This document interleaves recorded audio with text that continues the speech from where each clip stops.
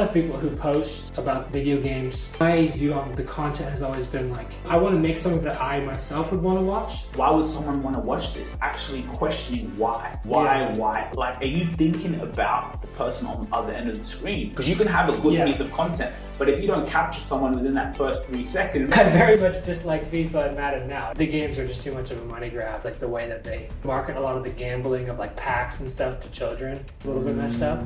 FIFA Ultimate Team in 2020 are running the worst gambling establishment in the world. The only one, to my knowledge, that allows children to gamble. Especially with the Ultimate Team stuff, like I knew a lot of friends that are spending $400, $500, $600 on FIFA. High school and didn't have any money. Those players are only good for 2 months. You buy a pack here, you get a certain amount of players. 3 weeks later, they give them some new packs with better players that like everyone else in the game is gonna have. So your team is just gonna be worth it.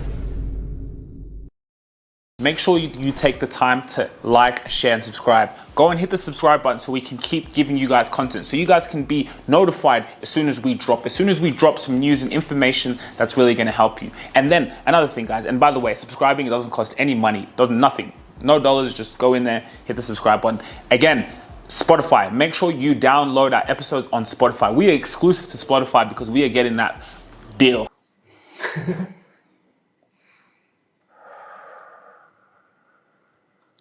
Welcome back to the Rubasha Family Podcast. Now, guys, I have a very special episode. This is kind of really random. So we have an Airbnb here in Sydney, Australia, and I met this cool gentleman yesterday. We had a conversation, and then look, here we are having a podcast episode. Yeah, thanks for having me on. No worries, man. Welcome. Well, guys, he's a United fan, so probably shouldn't shake his hand, but should have worn the United jersey for this one. That would have been cool, huh? I have to like the. Well, no, it wouldn't have been cool because I wouldn't want United on the show. So I just like wanted to have a conversation because when we spoke off camera, like I saw similarities in what we do, and I just think like everyone has a cool story. So I said, let's have a cool conversation. So you want to tell like everyone where you're from, who you are? Yeah, I guess my name's Alex. I've been from America. I've been working on my own video game for the past 4 years now. I'm working with a great little team. We have a little studio. We call ourselves Round Toe Studios. We're making our first game, Rite. And yeah, it's been a blast. We've been like basically, a lot of the guys on our team had taken a lot of time in schooling to learn how to make a game, but this is our first time actually making a game. No one on the team has actually made a video game before. And so it's been a blast. We've been learning a lot along the way.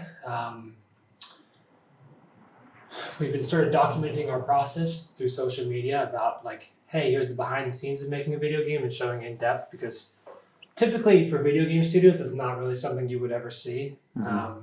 Normally people kind of like to keep stuff very close to the vest, behind the scenes until it's ready. And like, oh, hey, look at this amazing thing that we made. Because a lot of times in the video game world, it's like, if you put something out there that doesn't look perfect, then people will kind of remember it not like looking that great.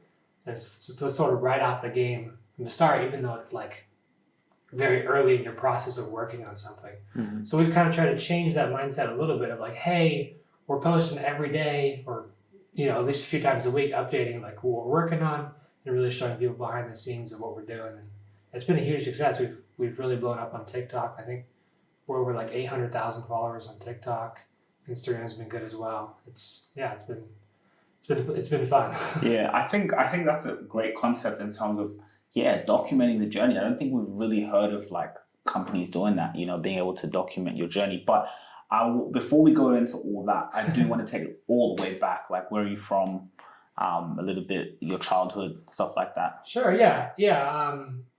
I was born in California, went to college, grew up there with my family, went to high school there, and then my dad, he works for Toyota.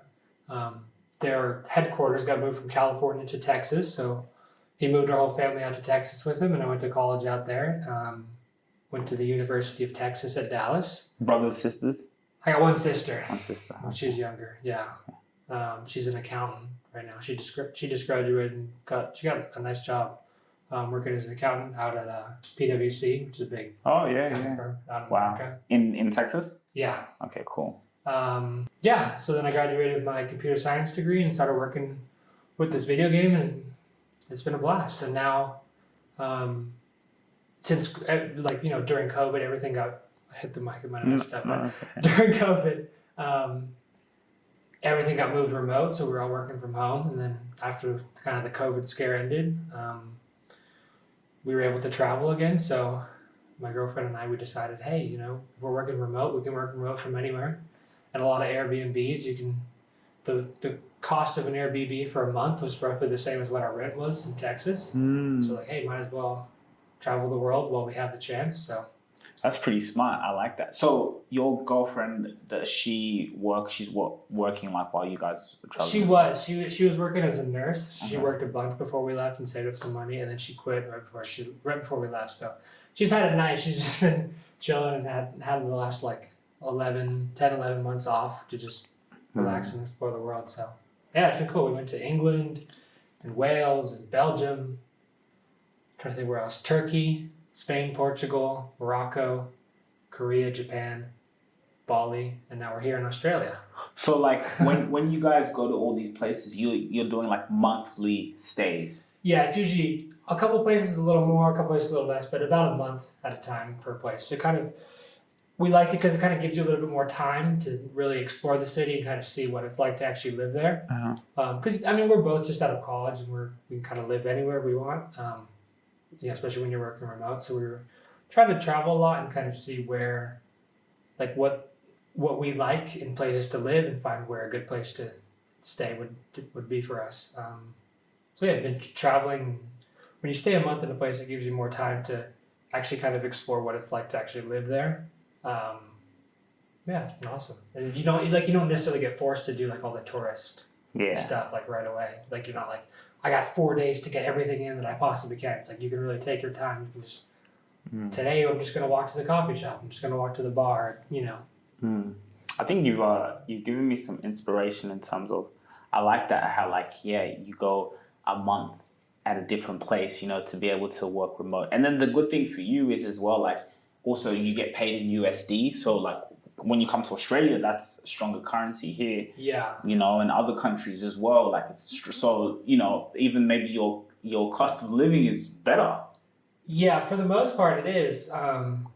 Here everything feels like it's 40% off basically. Just because of the conversion rate. In general the prices are a little higher, but 40% off the higher price still is pretty nice. And Bali in particular was so cheap. Man, it was crazy. You get like huge, like nice food delivered directly to you, and it'd be like $6-7 for like a massive meal for like 2 people. Wow. I think this is pretty cool, and let's talk about this. That's pretty cool. Like the fact that like the way kind of COVID changed things, and I guess this works for entrepreneurship, or like you say, being able to have your freedom. Okay, well, I'm working a job, but kind of still do what I enjoy and stuff like that, and you get to travel. What's that been in terms of working and also traveling? And I do want to go into your process of how you got to where you are. But you can answer the first question. Yeah, I guess, I'm still very much like a workaholic.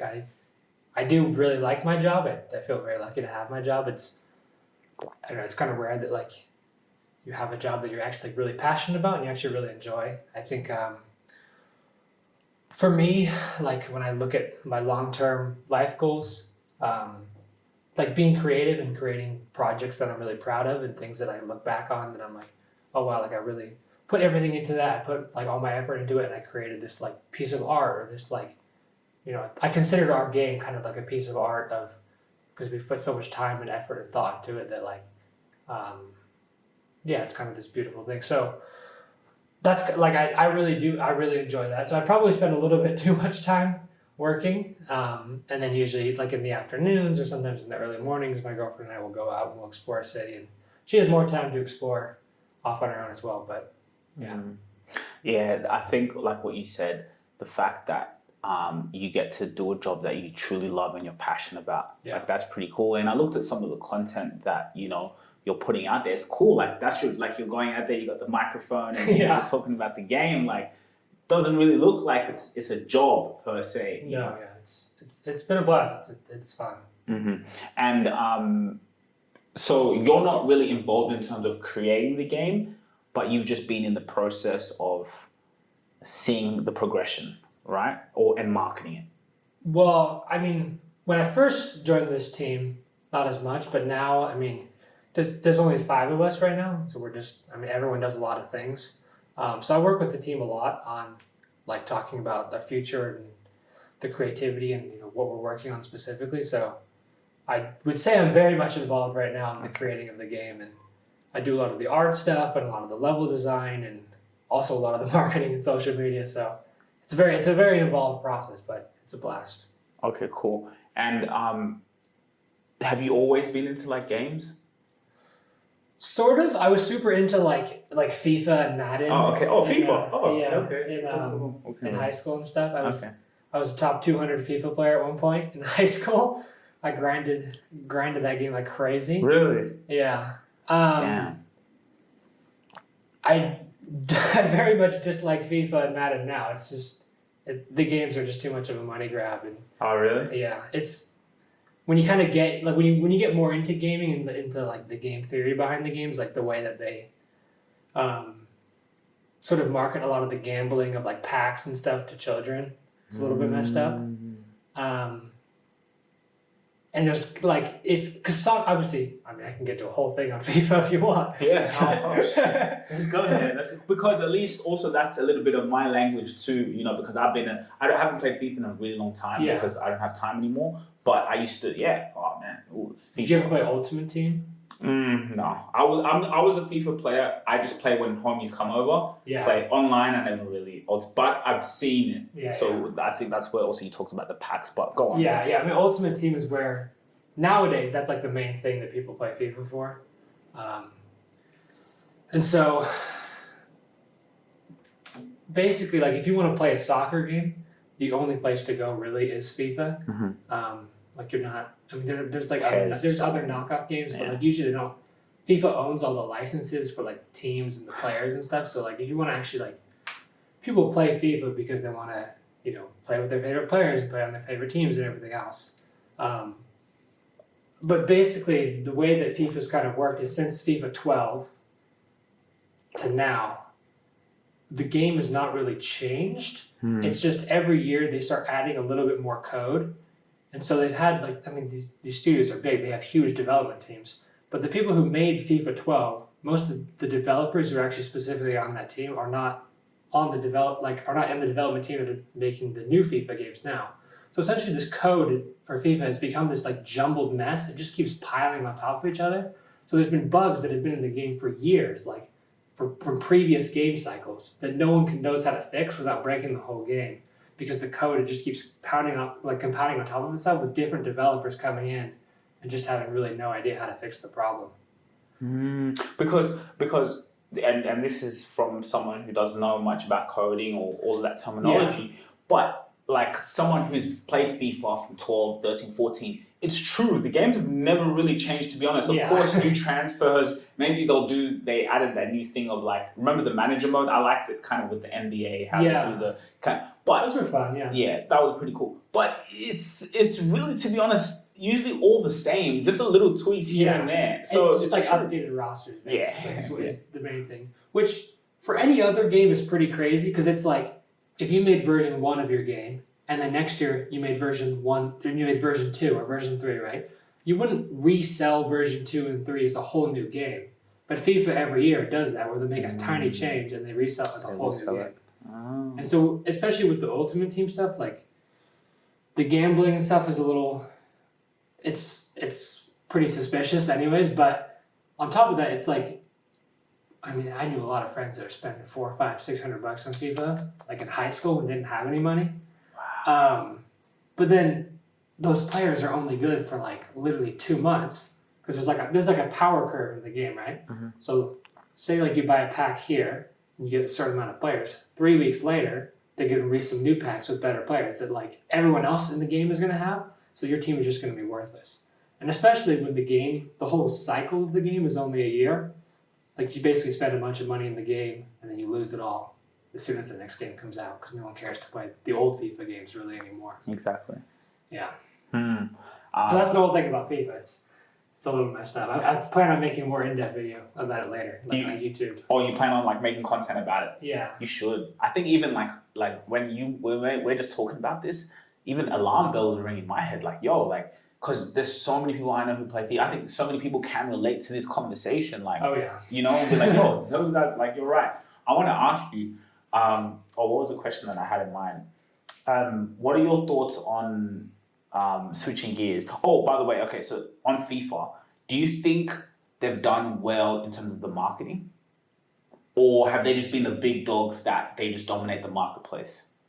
You see, we are living in the greatest era to be alive. The old empire to the new empire is seen in building a personal brand, because the old gatekeepers of media and reputation were just newspapers and the radio, and there was like, 10 of those, so you've got to be lucky to get on one of those. Now, in the new empire, in the clouds, you can build your own media company around you. The social media revolution. Here for the ones who know exactly what we do and how we're going to amplify your revenue and your sales to be able to get your personal brand out to the world. So I'm going to be looking forward to having a chat with you. I think they've done well just because they own the licenses to all the teams and all the players. So it's like sometimes someone will get like, oh hey, like we have.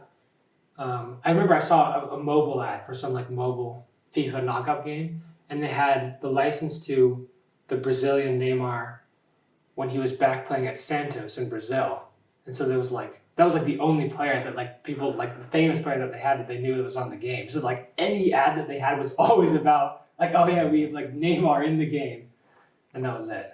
Okay, because even it's like when I was younger, we used to play Pro Evolution a little bit. I don't know why we did. I don't know, but I think we liked the way the tournament structure. But I think a friend who he didn't have FIFA, whatever. Yeah, some people just got PES or whatever. Yeah, so there was people who played PES. So I used to wonder, like, I used to look for Liverpool. I'm like, what the hell? You know, it'd be like Merseyside Red, and Merseyside Blue. You know, so North London team red, like Arsenal. Or I think Arsenal's North London. Yeah, red. Yeah. So interesting. Have you been watching the Prem? Oh yeah. You've been watching that. I watch almost every Man U game. Ooh, who do you think is going to win the league? It's tough for you to say. I don't know. You think we can do it? That's tough for you to answer. I mean, if you can't even beat us, then that's a tough one. We've been terrible this year. I know. It's either us or... No, I think it's either us or City. I have to look at the table after this weekend. I don't know what the exact standings are right now, but yeah. Okay. It'll be close. Yeah, it'll be close. Switching gears. What do you think of, and we'll go to your game, but what do you think of GTA? It's a good game. Yeah. Is like anything specific about it or just in general? In terms of the way they've like, not only marketed, but just in terms of the development of the game, like the quality of the game, like, you know, what are kind of your thoughts? I think GTA filled a huge market of just like, hey, here's like an open world that you can kind of do whatever you want in. You can just rob whoever you want, just commit crimes, and I mean it's fun. People eat that shit up. But I don't know if you saw the stuff about GTA 6, the new GTA that's coming out. I just heard it's gonna be dope or good. I don't know. It's exciting. I think it's actually funny with GTA. There was some leaks that came out of GTA like a year or two ago. People were like leaking like some of the gameplay and some of the stuff that was in progress. And it was it was really interesting because it sort of gave an insight into kind of like the average person's knowledge of the game development process. Because there was leaked videos that were coming out, and there's like text all over the screen. There's all these like debug hitboxes and stuff going on. And people are like, oh my gosh, this looks terrible. Like, why the heck is it running like at such slow frame rate? Why did it say debug in the top left corner there? Is it going to say that in the final game? Like, people just didn't have any understanding of like the behind the scenes of game development. It was kind of funny to see. But yeah, no, GTA is killing it. They're huge. I think I saw some statistics like even now, like GTA was one of the top grossing games. GTA 5 was still making like one of the most money of all the games even though it's like came out almost 10 years ago now, I think. 10 years ago. Yeah. Is that right? 10? Yeah, maybe. I think it might be. Yeah, and I think I saw something like that they're still making sales. Oh yeah. Still making a lot of money. So with what's the game? Mortal Rite. Mortal Rite. Okay, so I'm repping our merch today. Yeah, he's rocking the mud. You know, you gotta market it. Yeah. Let me ask you. Okay, so it's available on PlayStation. It will be available PlayStation, Xbox, these things, right? Eventually, our first we're releasing into early access first, just on Steam, on the PC. Yes, I know Steam. I used to play Football Manager on Steam. Oh, nice. Do you ever play that game? I haven't, no, but I know people are super into it. I know it's going to be too much of a time suck. Oh man, yeah. Well, like when I was in, that's actually, you know what? That is a quality game. Yeah. Top game. I in high school. Teacher was talking, bro. I was like, making my bro like, oh man, shit, that just took me back. But yeah, anyway, Steam. Mm-hmm. Yeah, so we're releasing on Steam first into early access, so we can kind of really master the game and talk to the community. Be like, hey, how do you like this update? What do you want to see more? What do you want to see less of? So we can. The nice thing about early access with like indie games, which is what our game is, it gives you an opportunity to really work with your community to build up the game into a much better product. And then you can release it onto PlayStation and Xbox and everything else kind of at the same time. So we're hopefully releasing onto Steam in the next couple of months. And then we're going to probably work on it for another year or two with the community and really just taking in their feedback and adding things that they want to see.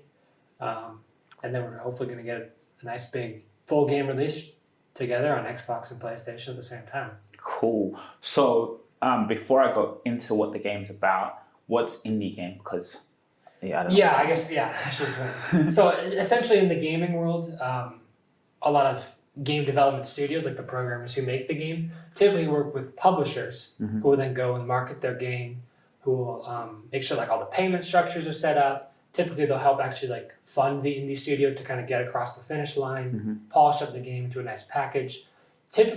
Historically, publishers were really useful when you had to like print physical hard copies of your game. That was the only way to get them. So nowadays with the digital age, it's kind of switched a bit where, obviously some people still do the physical hard copy games. Yeah. But for the most part, publishing now is more just like marketing and making sure like your store page is set up nice and you have like influencers playing your game, all that kind of stuff. So development studios who don't work with a publisher are indie games. They're independent games. They're just working by themselves. Okay. So that's like when you see like indie films is like the independent films where it's not like the Warner Brothers studio. Yeah, it's usually just like some students that are like making a thing. Oh, because so you guys are an indie game. Yeah. Okay, because I want to go into this process of like, you know, your team and how you've been able to create this, and then I want to go into the social media aspect of things. So as an indie game, what's even the origin story? So essentially, there's this group of guys that were working for one of our main investors, our main investor.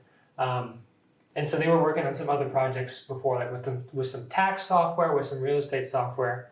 And those were all those projects went really well. Those are pretty successful. So then we had enough money to start a game studio. You know, on the day-to-day when you're working on something more fun and more interesting than like literal or like tax coding, it's a lot more interesting. So that was kind of the start of it. Some of the guys had a background in game development, like in school. So we just started working on the game and a lot of trial and error. We're using the Unreal Engine. We were using Unreal Engine 4, and now we're upgraded to Unreal Engine 5, which is, if you don't know much about the gaming world, it's like the game engine that Fortnite is made in. Okay. So there's a lot of tools in there to help, like people who are new to game development, who don't necessarily know as much, to make really impressive stuff. A lot of really big games have been made already in the Unreal Engine. So we started working on the game more and more, and pretty early on into the process, they hired me to do some social media for them, and so I just started documenting like the process of literally making a game, having never made a game before, especially a game of this size. Typically when you're the indie, like the space for indie games is really popular because a lot of these really big studios, they just sort of do what is safe and what it like guarantees sales. Like you're gonna see like the next Assassin's Creed is gonna be the same as the Assassin's Creed before that and the Assassin's Creed before that, because they know it's a popular genre out there that gets them a lot of money. But with indie games, there's a lot more freedom and opportunity to really try like interesting, creative, and artistic choices for different types of games. And so a lot of the guys on our team really liked Souls-like games like Elden Ring and Dark Souls. I don't know if you know what those games are. No. You have to be pretty into the game world to know the stuff. And also roguelike games like Risk of Rain 2.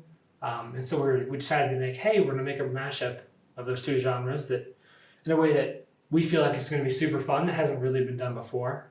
And so we came to Mortal Rite. More right. Okay, so just going back, because I think it's cool, like what you're saying, and if I try to compare it in my world, it's like kind of like the corporate and then the entrepreneurs, where it's like the corporate, you kind of, like you were saying, the big corporations, they just have to, they kind of go by those guidelines. But when you're an entrepreneur, when you're running, even exactly what you guys are doing, you play by your own rules. You do what you feel or what you love, and you just do it out of creativity. That can do well. So I think that's very interesting. But just before we got into the game, like what the game's about, who were like the founders or the people who kind of came up with the concept of the game, if maybe you didn't explain that before? Do you know what I mean? Like how did this come about in terms of like, let's create a game, you know? Yeah, I mean, the game itself has changed. Like what our idea of what the game was going to be 4 years ago has changed a lot to what it is right now. I think originally it was supposed to be more of like a top-down, not top-down, but like 3D dungeon crawler type of game. I don't know how you would describe it. But now it's like we've progressed and the team is more, has become more confident. We've sort of set these really big goals for the game that we're excited about. And the game has just sort of slowly built upon itself, especially with social media as well. A lot of the stuff that we've been posting is like, hey, we'll get feedback on things as we're posting it. We'll get a lot of good ideas for other stuff to build into the game. So typically when you're making your own game, you want to start really, really small. I think we started probably a little bit bigger than we should have, with a really small idea. And once you've made that idea, you slowly add more features and more levels and more enemies and more systems and everything else to expand the game bigger and bigger. You build it out. So for layman's terms, like what's the game about? Like explain the game to someone who knows nothing about games. Let's say I just want some entertainment, that I want to go on my computer. Why should I play Mortal Rite? That's a good question. Basically, I mean, Mortal Rite it's our take on a combat game. And so a lot of combat games, it's just press this button for the attack, press this button for the defend type of thing. It's but our game is a much more strategic take on the combat. There's light attacks and there's heavy attacks and there's dodge attacks and sprint attacks and jump attacks and deflects and perfect deflects and blocks and dodges and parries and everything else. So there's like a lot of depth into the combat that's like fun to learn for each character. And so typically with a roguelike type of game, what that means is it'll take you maybe 45 minutes to an hour to run through the game fully one time. But our goal is that you want to do that a bunch of different times with different characters. And so your goal is to like really master the game.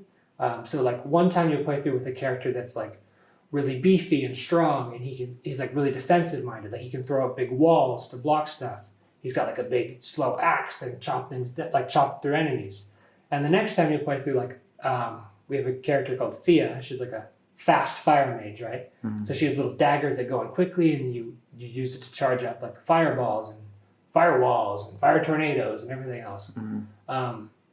So the idea is like it's kind of fun to like really dive into the combat and learn like how you can successfully master each different character to play through this set of levels. So in the set of levels. So is it like when you say, is that kind of like tactics in football, like 4-3-3 to get through to win the game? Is that essentially? Yeah. Okay. Yeah, it's like it. Again, you kind of have to be in the game world for it, but from joining the game world a lot for the last couple of years, like even playing through our playtest, it is really fun. Mm-hmm. Especially just seeing the difference of the different characters and thinking, oh hey, I'm using this character now, so I have to really switch my playstyle and try to specifically fight in a certain way that makes it interesting. I've always been someone who's wanted to create from my imagination. Football has been a huge part of my life. You see, as a professional footballer, I have dealt with injuries before. That pain of not being able to be on the field doing what I love. But I've been introduced to something amazing. Body ice recovery helps people of all ages recover from their injuries and fight pain and inflammation naturally using simple ice and compression. I have the medium universal pack, which is perfectly designed for knee injuries. For example, I've been going through my patella tendon pain. As a professional athlete and entrepreneur, I can't stress the importance of looking after your body and being able to use body ice recovery to recover from your matches and be out there doing what you love. Go get yours today. Okay, wow, very interesting. Okay, so I think, you know why I see a lot of potential in what you guys are doing?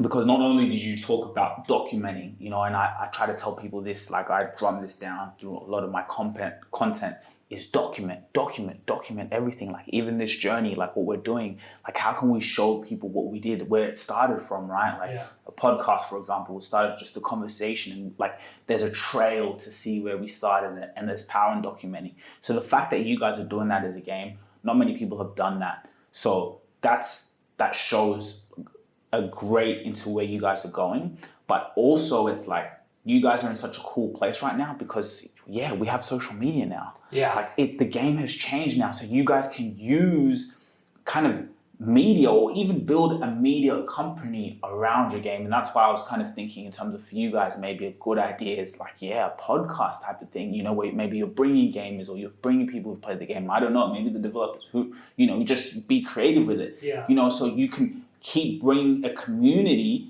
like they can come in and watch. Like I think people will get a lot of value from this, right? People who followed you guys on TikTok. I'm kind of going on a tangent, but like, you know, create a community, you know what I mean? So like people can come in and keep watching, and they can even learn things like through a podcast. And I think where you guys are can really, you know. It's been super cool. We've already made a pretty cool community just from like working on the game. We've had a lot of people come in who are working on their own games that ask us questions about different stuff in development, and we'll help them out with different things.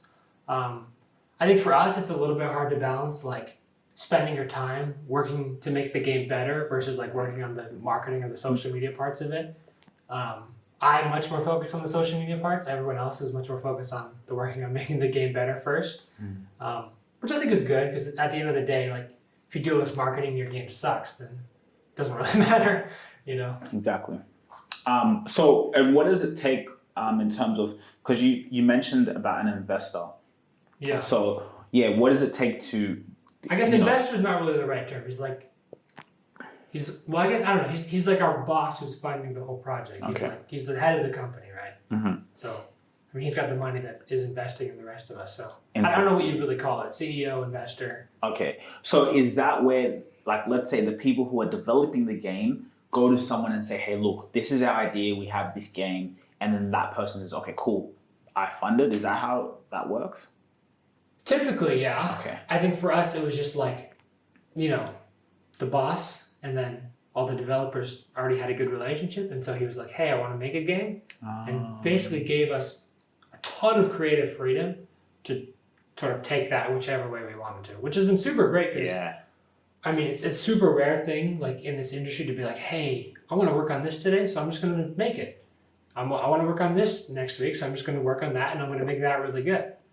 And so I think right now, like we have a lot of different sections of the game that are really good, and now we're kind of working on those gaps that like people maybe necessarily didn't want to work on for a while to really bring the game together, so it's a full fun experience, right? I think that's also pretty smart, and you know, shout out to, you know, the boss, or you know, because it's like, to give the creative realm to the creators. You know what I mean? Like when I, for example, if it's like working with a brand or something, give me the creative flow to be able. So I think that's pretty smart. Yeah, and I think a lot in the gaming, like that's really like when I'm saying this, and if other game developers hear this who are like at bigger companies, I think it's a big thing that a lot of main like big studio game developers are kind of jealous about, because typically like those kind of big studios will have a creative department that comes up with all these things that they want to make, and it's like, hey, for this month you're just going to work on this one thing and you're going to make it good, and the next month you're going to work on this one thing and you're going to make it good. Or like if you're working on bug fixes, it's like every day you're coming in, you're going to fix bugs, you're going to fix bugs, you're going to fix bugs, and that's it. But for us, you know, you come in, you show up to work, you're like, hey, I really want to make this new ability for one of our characters. I really want to make this like visual effect in the game look really awesome. I want to make the tutorial level better. It's, you know, it's fun.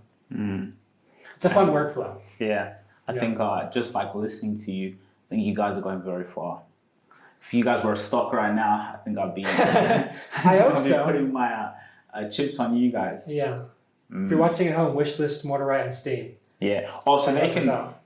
They can do that right now, and maybe Yeah. maybe even we can talk about later, like something like we do with affiliate. You know, maybe they can have a link in the description we can put. Maybe you can find out. I don't think you can do affiliate marketing on Steam, which Gaming. they should. Yeah, they should. They really should. Yeah. But I don't think you can do affiliate marketing on Steam. I think that'd be smart because like you have, you know, for example, the gaming content creators on Twitch or on YouTube, right? And the people who are watching that video, like especially those people who have big audiences or whatever, you know, anyway, that's the side. So talk a little bit about what you do in terms of the editing, because like, you know, when we started speaking off camera, I could relate in terms of the editing aspect of things. Yeah. How did you get into editing? Was that something that you enjoyed? Like, what was the process? When did you even start? Yeah, so I started, I guess, kind of beginning of college. One of my friends, his name's Keo on Twitch and YouTube. He's a pretty big Valorant streamer right now. If you are really into Valorant and all that, you probably know who he is. So in college, I was posting on Instagram a bunch for him, a bunch of his, back then he was playing Fortnite, a bunch of his Fortnite clips. I was editing some YouTube videos for him. And it was pretty successful. It was fun. I think we grew his Instagram account to like 200,000 followers. So he would send you content and then you would clip it up and post it. I'm trying to remember. I think sometimes he would send me stuff, and sometimes I would just sort of watch his streams and clip it myself. Smart. I mean, we were good friends, so we were talking a lot. Yeah, I would just post on Instagram a bunch, and that was super fun. But then, you know, I was doing computer science in school, and I think it got a little too busy, so I had to hand it off to someone else to take over. I think he was doing it himself again for a little while after that. But around that time, I started working with Rite on the game because I saw that I had some experience with, you know, in the gaming industry and in social media. And so I think specifically with when I started the journey with Rite is there's a lot of people who post about video games online. Obviously, it's a huge market. It's kind of a no doubt, but particularly all the time you see like ads for games. It's like, oh, hey, check out our game. We have 3 characters. If you join now, you can have 3 spins on our wheel. Like the average like sort of connection with your audience, like when you're making a game, isn't really there. It's just sort of like these big marketing companies that like make 1,000 different versions of the same ad, pump it all in and see whichever has the best. And usually a lot of those ads are like really fake and like aren't really like a good representation of what the game is, especially in the mobile game market. And so for us, my view on the content has always been like, I want to make something that I myself would want to watch. And so like when I first joined the studio, and I've kind of always been into like the math and the programming and stuff behind it. I mean, that's what I did my degree in, right? And so even when I was just sitting in the studio and watching the other guys work on the game, watching them make animations, watching them like make visual effects and level design, all that stuff is super interesting to me. And I was like, oh my goodness, this is like a content goldmine for people. There's a lot of people that are really going to like this. And so specifically with that content, I was thinking, how can I take this content that's a little bit complicated and try to make it a little bit more understandable and readable to a general audience, so like the average person would actually care about it? And hopefully, I think I've done that decently well, especially on our TikTok, presenting that information to people. Yeah, and like I guess like when you look at, I've always kind of viewed content as like, before I make a video, I'm like, why would someone want to watch me over watching like the top person in my field, right? And so when I started making the videos, there was only a couple TikTokers who were making video game development type of content in an indie game, and a couple of them pretty big. I think one of them had like over 1 million on TikTok. And I was looking at their videos and it was like, I can for sure make videos that I feel like are more interesting and more engaging than this. Yeah. And so that's been my grind. It's just been to make you know, little pieces of content that really you know, show off what we're doing here. Yeah. You know, I'm really proud of our team, and I think, I mean, genuinely, like I think it's pretty crazy. I feel very lucky to be a part of the team. Like to have like a team that is this hardworking, but also like this skilled to like literally make like anything. Like it is pretty crazy to like have a game and just have like 4 different people out of 4 on your team that can be like, yeah, oh yeah, I can make that. Like we could literally do anything. Like it's super inspiring. Yeah, I think this is so important. I'm so glad you even said that, because it's like you're making the content for the customer. Like that's what marketing is. Like true marketing is making it actually for the customer, right? And I think people just get in a concept of just putting out content just for the sake of it, or just to make money, or to run ads or whatever. Yeah. But it's like, no, like even for me, when I started with content, to be honest, it just kind of happened organically. I just had a talent and skill for it that I developed it. But it's like, no, like why would someone want to watch this, right? And it's like actually questioning why. Like that's the most, when you post content, why am I posting this? You know, a lot of companies, like you said, the other gaming or whatever, just post a picture and run ads on it, or just post pics. But no,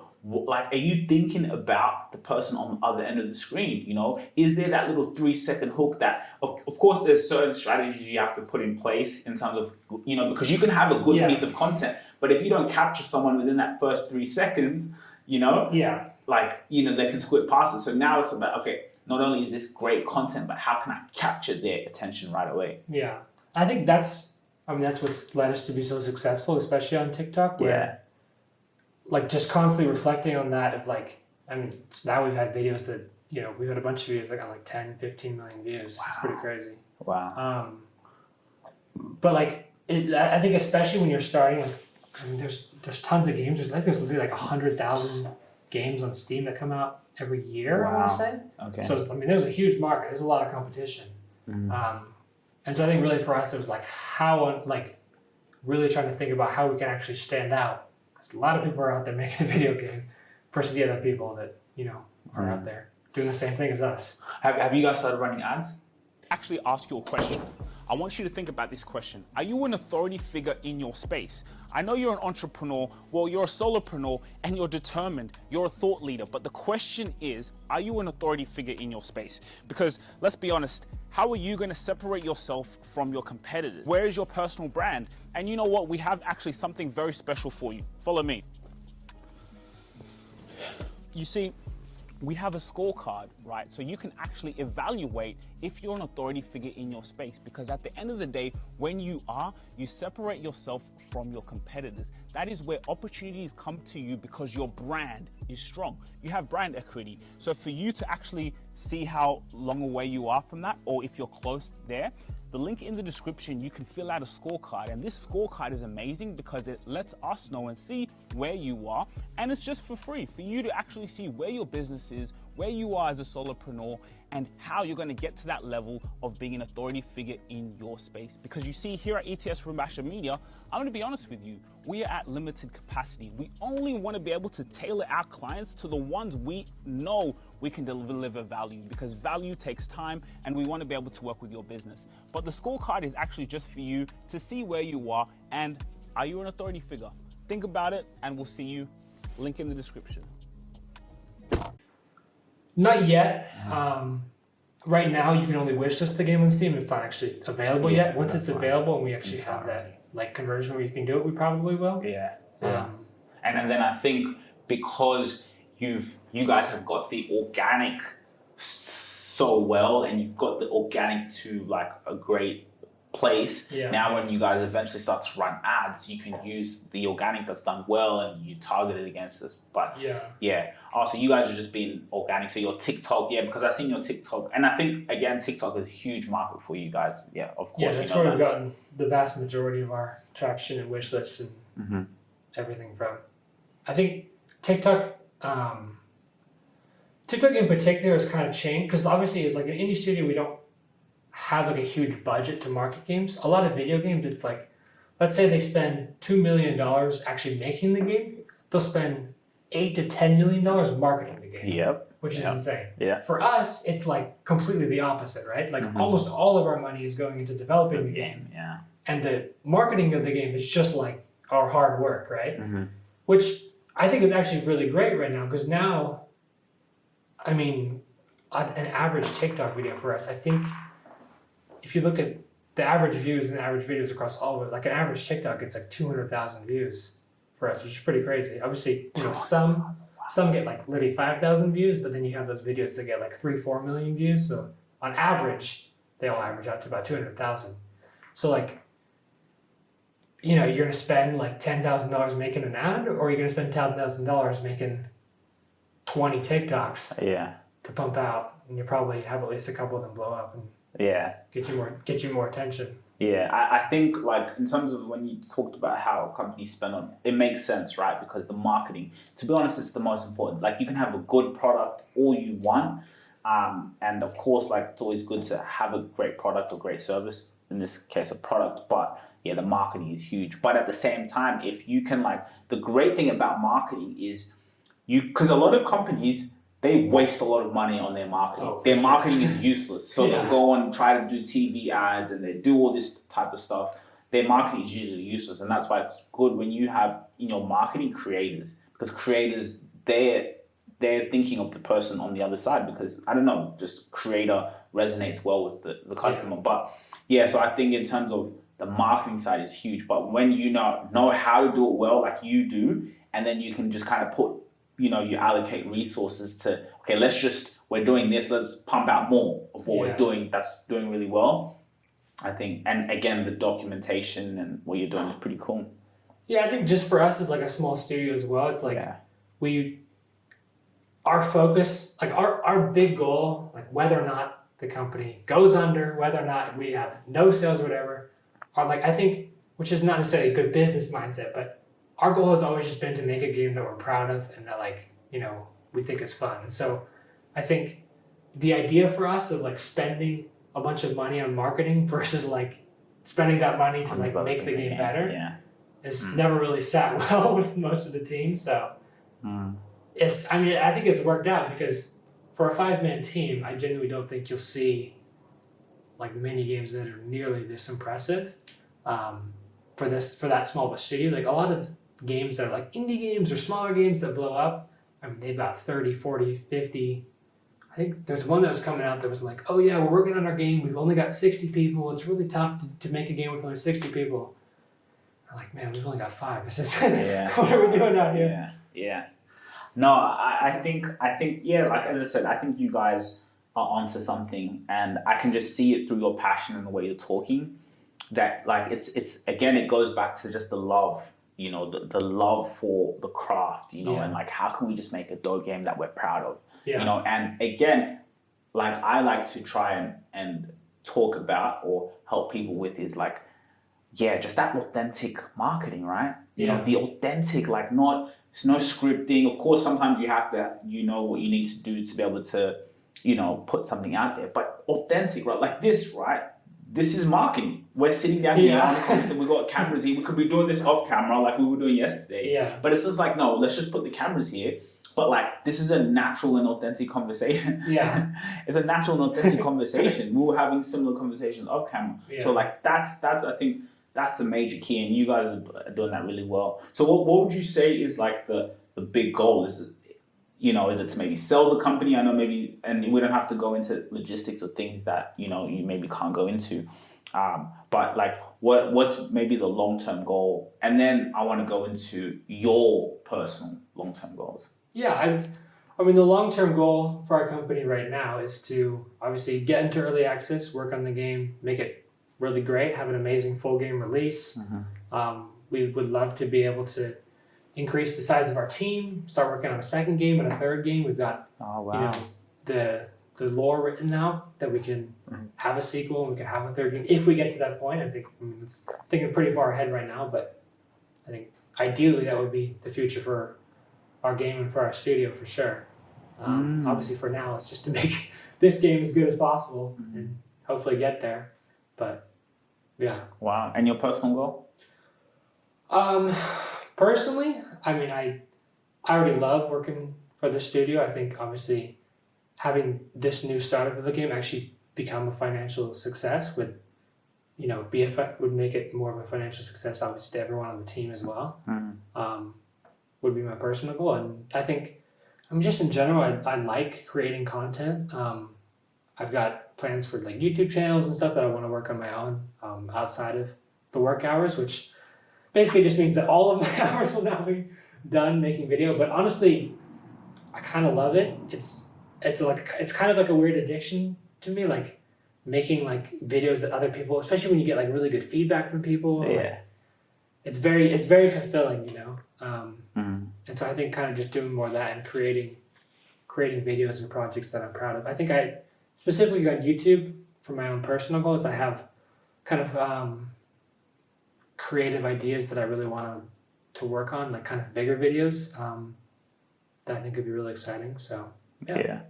Let's talk about YouTube. What are your goals? Like what do you, because to be honest, I'm not gonna lie. What you're doing now, traveling like this, if you were to start vlogging, you know what I'm saying, when you can, maybe you are, I don't know, but you know, because I think what you're doing is really cool, right? Traveling. So I think, you know, and for you to look back, you know, would be dope. But yeah, what are your plans on YouTube? Like you're talking about?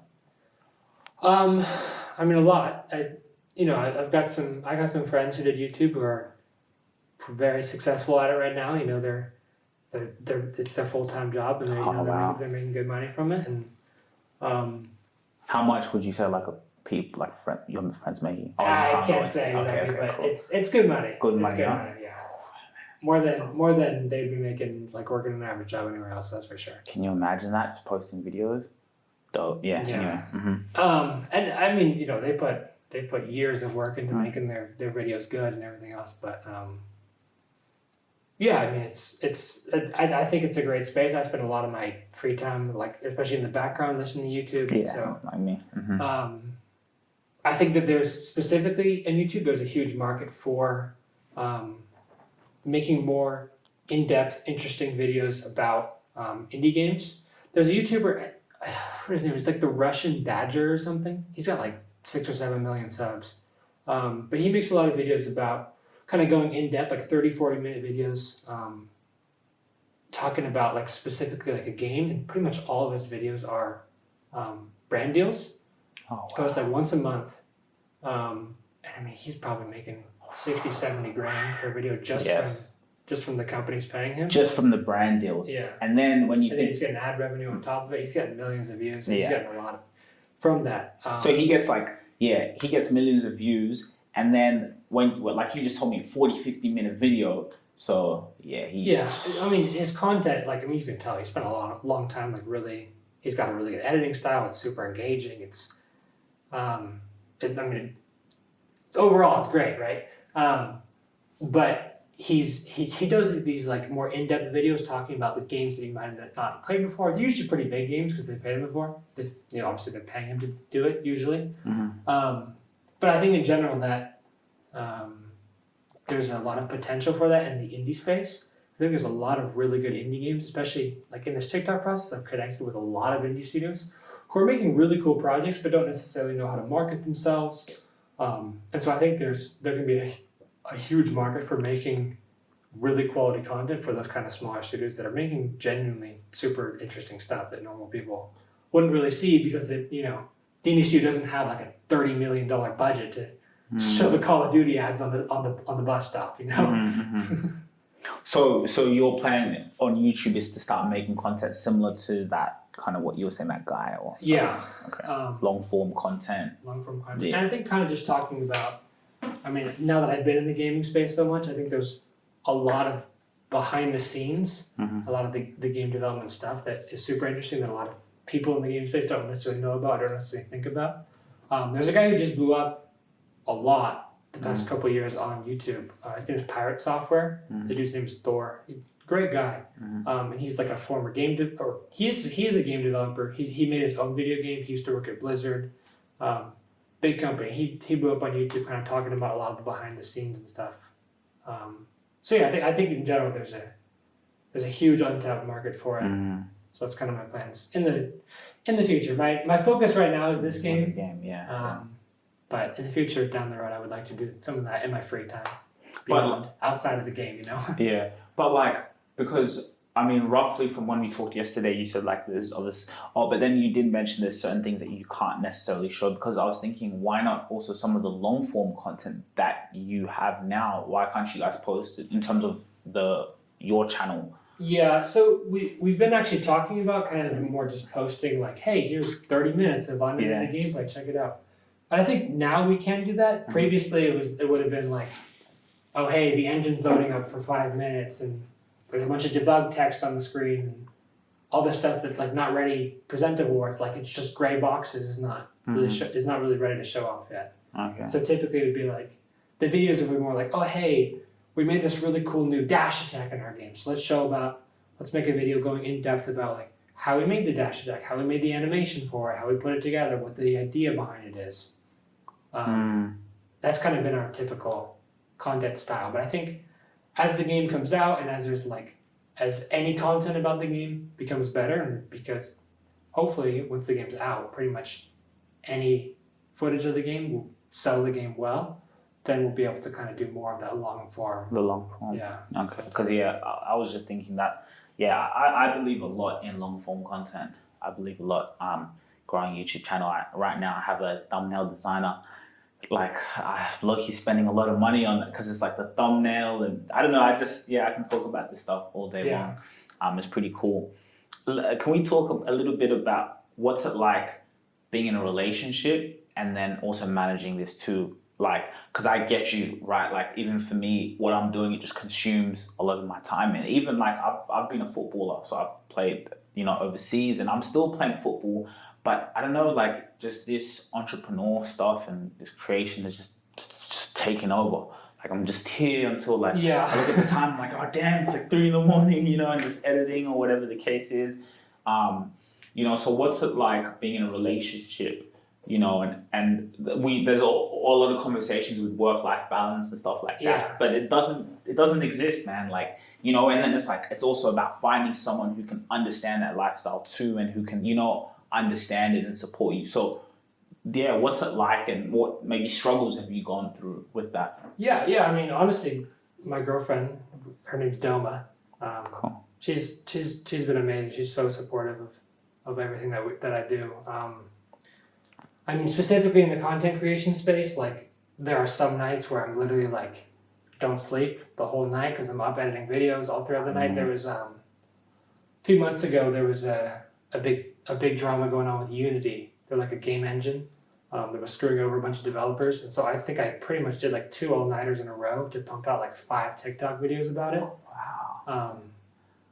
And she was very understanding about it. She was very kind about it. She was helping me out, and so. Yeah, and she's been a huge support. I feel very lucky to have her. I think without her, it would be very hard to do what I'm doing because my schedule in general is just pretty erratic. With like, oh hey, like I really got to finish this video by tonight, but like it's just taking forever. I think my editing style in general is kind of over editing a lot, like really kind of making sure that anyone can understand the complex stuff. Which obviously, in a podcast format, it's a little bit harder to always just explain stuff just from talking. I'm used to having visuals and a lot of cuts to be able to explain what I'm saying. And maybe this could be good practice for you. Yeah, exactly. I think Normally when I record a video, I'll record like 10 minutes of me talking, and then I'll literally cut it down to 30 seconds. It's crazy. Like I had moments like that. Like so I do music videos sometimes. Like I'll just I listen to music, like rap music. Yeah. And then my mind like creates a music. I'm like, yo, let me recreate this music video. So like I've had moments the same, like 8, 9 in the morning. Like I just stayed up all night. Do you also get that feeling like the feeling of like I created this video like from like in my imagination, and like now it's here, and then like the last feeling of like posting that video? Do you get that? Usually when I post a video, it's like, oh my god, finally this is done, because it's taken me literally all day to make. But I will say I do really like going back to my videos from a year or two ago, and honestly I'll just scroll through them and like just watch them all. I'm like, I feel a lot of fulfillment and pride just looking back at my old stuff. That I think when I'm in the moment, it's just sort of like go make this content. You don't necessarily always appreciate it right away. But in general, I think it's especially with the relationship stuff, and it's important to have, when you're a content creator, like primarily, it's really important to have a partner that understands that.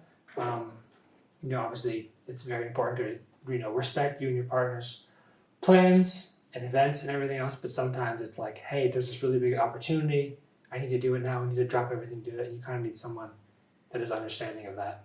No, I think that's good advice. Like, you know, for content creators out there, like even for me, like it's funny, like I, you know, was creating content and then my girl, she had always wanted to be a YouTuber regardless anyway. So then when she met me and then, you know, like I just, you know, that energy, I just passed it on to her and you know, so now she vlogs and she's nice. a YouTuber as well. So it's like Yeah. we're both, so it's so amazing because it's like we can mix the business and our lifestyle together. Like everything we do, we vlog it, we document it. Yeah. And like what you said is cool. Like when I look back sometimes I might just, you know, because we're always in this thing of like what's next and how can I improve and, you know, but when you look back and you're like, wow, like I document, like you just, you know, like I can look back videos 2-3 years ago and like that editing style was still pretty cool. Like I'm always improving, but still like that work I did 2-3 years ago, that was pretty dope. Like I can watch this right now and I'm like, which I usually think because I'm always getting better and improving, you know, where I can edit things out,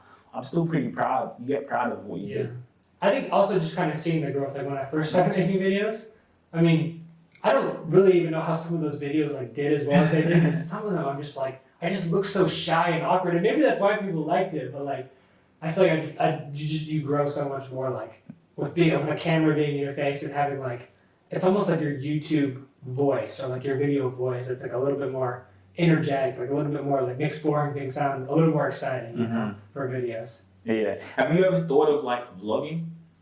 Because it's a bit different in your world. I I have. think it could be a cool aspect. That could be a different to what other people do have. Yeah. But I I think- thought of it.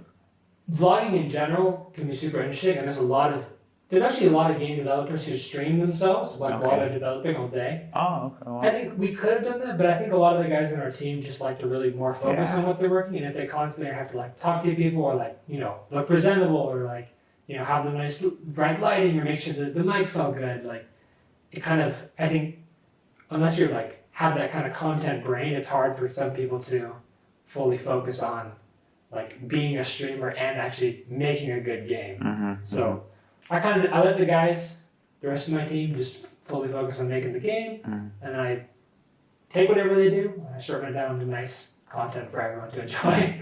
But I mean, like you personally vlogging, like, you know, like you're traveling and just, you know, like traveling. just lifestyle as well. Plus, like, and you can even maybe mix the content, right? So in the morning you were doing this, just seeing the Sydney Harbour Bridge, hey, what's up, gamers, da da da, and then coming back and then editing. Like, you ever thought of something like that? Yeah, my girlfriend and I have talked about it a lot because, you know, obviously we've done a lot of traveling this last year. And I think it is something that, you know, we record a lot of stuff, and I think we have a lot of stuff that we can go back and then make content about. I think right now I'm just doing so much with more to write, and she's just really just taking a break and, you know, exploring. So we're making the most of that, and I'm sure when we get back, we'll probably start doing that a lot. So you do have plans to kind of go back home? Yeah. Yeah. I think eventually. Eventually, yeah. Whenever. Yeah, we're going back to America in a couple months. Okay. I think we're gonna get back probably right before, at least a little bit before we plan on releasing the game. So, you know, we're back and we're settled, and then once the game launches, we can be fully ready to just pump out the content and not have to worry about traveling while, you know, the game is out. And there's a million fires you have to put out and everything else, you know. Yeah. Well, I mean, thanks for coming on, and definitely, you know, I'm planning to go to America in May. But to be honest, like, I low key want to live in America, man. Like, I used to play for, you know, Portland Timbers? Yeah. Yeah, I used to play for Timbers. Oh, wow. Yeah, I was in San Jose Earthquakes. Then I used to play for Timbers. And then I was playing USL and USL 2. Do you know a little bit about? Yeah. Yeah. Okay, so I was playing USL in Atlanta, Peachtree. So like I've always had great experiences there, living there, playing there. So I definitely like want to be going. I low-key want to live there or like have a base there.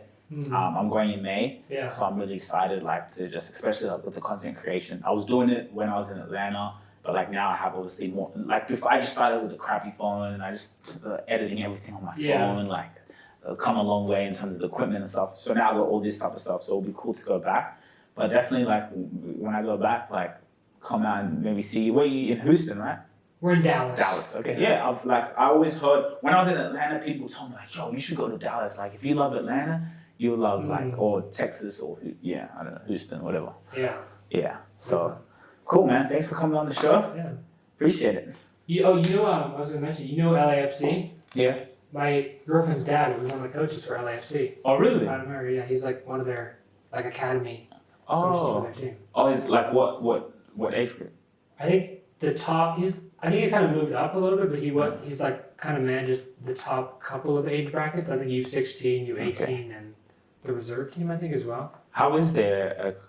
Because I know when LAFC is obviously one of the newer franchises. Yeah. Who looks like a dope club from the outside. It's fun. It's fun, huh? Their stadium, because I mean, when we've been traveling, we've been going to a bunch of soccer stadiums all around. Honestly, LAFC is the most hype soccer of like anywhere. Like we've been to Manchester, we've been to Madrid. LAFC, I'm telling you, dude. What? I saw something like.